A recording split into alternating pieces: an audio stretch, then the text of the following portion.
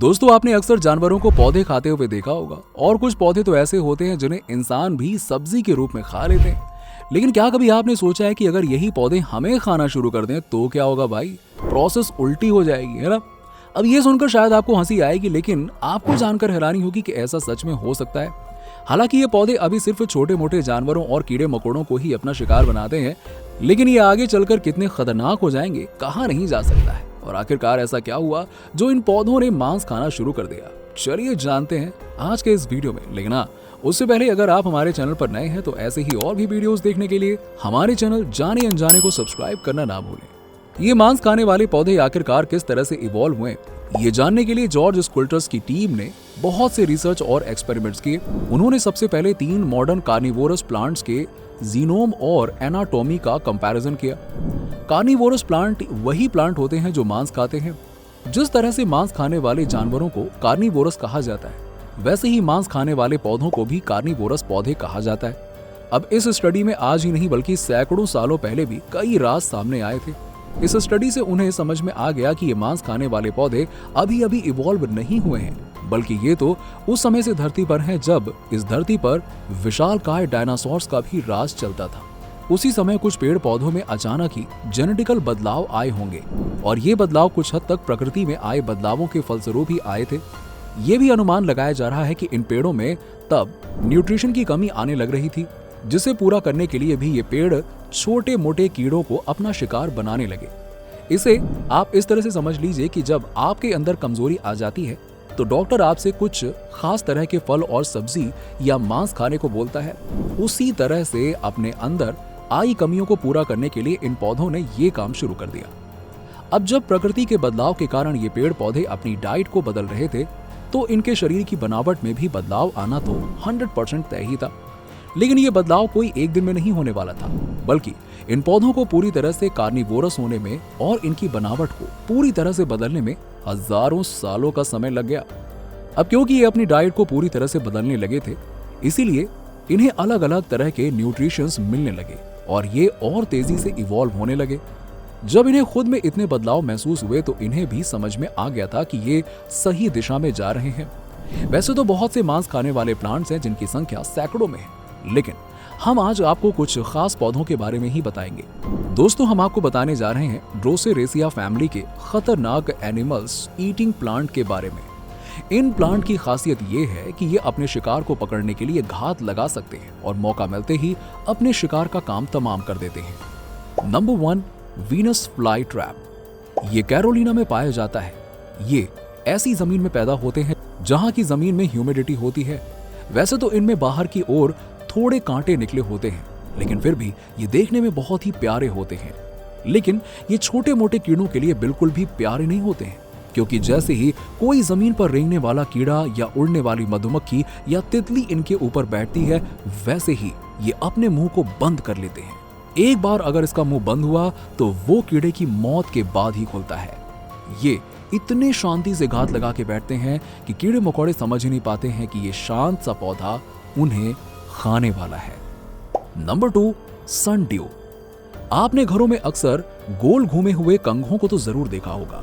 इनकी पतली पतली तीलियों में छोटे छोटे बिंदु से लगे होते हैं, जिनमें से आसानी से ये हमारे बालों में फंस जाता है। ये पौधा भी ऐसा ही कुछ दिखाई पड़ता है। अगर हम इसके साइज की बात करें तो ये आपको एक मटर के छोटे से दाने से लेकर आपके हाथों के साइज का दिख जाएगा। इस पौधे के सर पर कई सारे छोटे छोटे ड्रॉपलेट्स लगे होते हैं। ये बहुत ही चिपचिपे होते हैं। ये पानी और कॉम्प्लेक्स शुगर के बने होते हैं। इन्हीं को देख करके छोटे मोटे कीड़े इनकी ओर आकर्षित हो जाते हैं। जैसे ही कीड़े इन चिपचिपे ड्रॉपलेट्स को खाने आते हैं, वो इसके जाल में फंस चुके होते हैं और उनके पास भागने का कोई चारा नहीं बचता है। यूं तो इस पौधे की बहुत सारी प्रजातियां होती हैं, लेकिन इनमें से एक प्रजाति ऐसी भी है जो सबसे ज्यादा खतरनाक है। इस प्रजाति का नाम है केप सुंडियो। केप सुंडियो इतने खतरनाक होते हैं कि जैसे ही कोई शिकार इनके ड्रॉपलेट्स में फंसता है, ये उसे पूरी तरह अपने शरीर में जकड़ लेता है। इसके बाद उसे घंटों तक अपनी पत्तियों में दबाए रखता है। इस प्रोसेस में कोई भी कीड़ा तुरंत नहीं मरता, बल्कि घंटों तक उसी तरह तड़पता रहता है। इधर ये पौधे अपने शिकार के अंदर मौजूद सभी न्यूट्रिएंट्स को पूरी तरह निचोड़ना शुरू कर देते हैं। इसी के साथ इनमें इतनी समझ होती है कि ये जिंदा और मरे हुए कीड़े में फर्क जानते हैं। इसी के साथ ही अपने शिकार को पकड़ते ही पता लगा सकते हैं कि उसमें इन्हें कितना न्यूट्रिएंट्स मिलेगा। जिस तरह हम इंसानों के पास दिमाग होता है ना, वैसे ही ये पौधे इलेक्ट्रिक सिग्नल्स की मदद से कीड़ों द्वारा करी गई छोटी हरकत का भी पता लगा सकते हैं। ये सिग्नल्स इतने तेज होते हैं कि ये आसपास घूमने वाले कीड़ों की जानकारी भी इन पौधों को देते रहते हैं। इन सिग्नल्स को एक्शन पोटेंशियल्स कहा जाता है। एक शोध के अनुसार ये पौधे इतने विकसित हो चुके होते हैं कि ये भी बड़े आराम से पता लगा लेते हैं कि इनका शिकार पोषक तत्वों से भरपूर है या फिर नहीं, और अगर शिकार में पोषक तत्वों के अलावा कोई हानिकारक तत्व मौजूद है तो इन्हें वो भी पता चल जाता है। Number 3, water wheels plant. ये जंगलों के बड़ी बड़ी घास के बीच पानी के करीब वाले क्षेत्र में दिखाई पड़ते हैं। ये पौधे की संड्यू फैमिली के मेंबर होते हैं। ये अक्सर जंगलों में लेक के किनारे ही मिलते हैं। ये पौधे फिलहाल बहुत ज्यादा रेयर हैं और हर जगह इनका मिलना मुमकिन नहीं है। ऐसा नहीं है कि इन्हें पैदा होने के लिए किसी खास क्लाइमेट की जरूरत होती है। ये किसी भी नॉर्मल जलवायु वाले महाद्वीप पर जन्म ले सकते हैं। फिर भी ये इतनी आसानी से देखने को नहीं मिलते हैं। इनकी बनावट की बात की जाए तो ये एक सीधी रेखा जैसे होते हैं, जिसमें एक के पीछे एक 5 से लेकर 7 पत्तियां लगी होती हैं। ये पत्तियां आइडेंटिकल होती हैं। जब ये अपने शिकार को पकड़ते हैं तो आप इनकी पत्तियों पर उस शिकार को साफ देख सकते हैं। ये किसी भी तरह के पानी में पैदा हो सकते हैं। इन पौधों के अंदर अंडर वाटर फ्लास्क मौजूद होता है। इन्हीं फ्लास्क की मदद से ये पानी के भीतर छोटे छोटे जीवों को अपने अंदर कस लेते हैं और धीरे धीरे तड़पा कर उन्हें खत्म कर देते हैं। ये अपने शिकार के अंदर मौजूद न्यूट्रिएंट्स को पूरी तरह से निचोड़े बिना ही उन्हें नहीं छोड़ते। शिकार के मरने के बाद ये उसे तुरंत नहीं छोड़ते। इन खतरनाक पौधों की जब पूरी तरह से जांच करी गई तब वैज्ञानिकों को 3 बातें अच्छे से समझ में आई, जिसमें से पहली ये कि आज से लगभग 7 करोड़ साल पहले 3 मॉडर्न कार्निवोरस प्लांट्स में से किसी एक को पूरी तरह से जीनोम डुप्लीकेशन से गुजरना पड़ा होगा। इसी प्रोसेस से एक नए तरीके के डीएनए का जन्म हुआ। इसे डुप्लीकेट डीएनए कहा जा सकता है। इसी डुप्लीकेट डीएनए ने पत्तियों और जड़ों के जीन्स को पूरी तरह से बदल कर रख दिया। इन्हीं सब वजहों के चलते इस नए डीएनए की मदद से इन प्लांट्स को नए नए तरीकों से काम करने की पूरी आजादी मिल गई। इसके बाद इन्होंने अपना एक नया रूप धारण कर लिया। धीरे धीरे इनकी पत्तियों ने शिकारी का रूप ढालना शुरू कर दिया। इन्हीं पत्तियों में छोटे मोटे कीड़े मकोड़े आसानी से फंसने लगे और इन पौधों ने इनके अंदर मौजूद न्यूट्रिएंट्स को चूस कर खुद को और भी मजबूत बनाना शुरू कर दिया। ये कार्निवोरस प्लांट्स न्यूट्रिएंट्स और अब्जॉर्प्शंस की इस प्रोसेस को जीन से ही कंट्रोल करने लगे। इन कार्निवोरस पौधों की इस यात्रा के सेकंड स्टेप की शुरुआत तब होती है जब इन पौधों को अपने शिकार से नए तरीके के ऐसे न्यूट्रिएंट्स मिले जिससे इन्हें पुरानी पत्तियों और जीन्स की जरूरत नहीं रही। हालांकि इनकी बनावट पहले बहुत काम की थी, क्योंकि इन्हीं से ये जमीन और धूप से अपना खाना तैयार करते थे, लेकिन अब ये अपनी हर जरूरत को दूसरे कीड़ों की जान लेकर पूरा कर रहे थे। ये भी देखा गया कि इन पौधों में मौजूद जो जीन्स इन कार्निवोरस प्रोसेस में शामिल नहीं थे वो धीरे धीरे खत्म होने लगे थे। ये किसी भी तरह के चमत्कार से कम नहीं था, क्योंकि ये पौधे अब अपने आप को अपनी जरूरत के अनुसार ढाल रहे थे।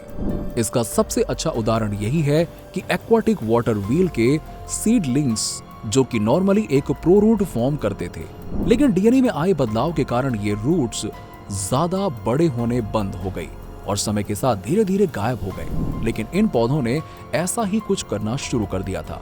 ये बात पौधों के लिए भी कम हैरान करने वाली नहीं थी, लेकिन इन पौधों ने ये नामुमकिन काम कर दिखाया था। साल 2013 में 2 कार्निवोरस प्लांट्स पर एक साथ रिसर्च किया गया, जिसमें वैज्ञानिक को भी यही परिणाम मिला। ज्यादातर कार्निवोरस प्लांट्स के पत्तियों और जड़ों में हर वो चीज पाई जाती थी जो किसी भी मांसाहारी प्राणी के लिए बहुत जरूरी थी। दोस्तों, अगर प्रकृति चाह जाए तो वो अपने में किसी भी तरह का बदलाव कर सकती है। इस बात को ये पौधे एकदम सच साबित करते हैं। इनसे ये बात साबित होती है कि आवश्यकता ही आविष्कार की जननी है। जब तक इन पौधों को लगा कि इनकी जरूरत इस तरह से पूरी नहीं हो रही है, तो इन्होंने खुद को बदलकर अपने अस्तित्व को बचाए रखा। इस वीडियो से आप भी इतना तो समझ गए होंगे कि समय के साथ खुद को बदलने में ही आपको सफलता हासिल होगी, जैसे इन पौधों को हुई। आज का वीडियो हम यहीं पे समाप्त करते हैं। आपको हमारा वीडियो कैसा लगा नीचे कमेंट सेक्शन में कमेंट करके जरूर बताइए। अगर आपको हमारा वीडियो पसंद आया हो तो वीडियो को लाइक करें और शेयर करें, और ऐसे ही और भी वीडियोस को देखने के लिए हमारे चैनल जाने अनजाने को सब्सक्राइब करके बेल आइकन को प्रेस कर दीजिएगा, ताकि हमारे वीडियोस की जानकारी सबसे पहले आपको मिले।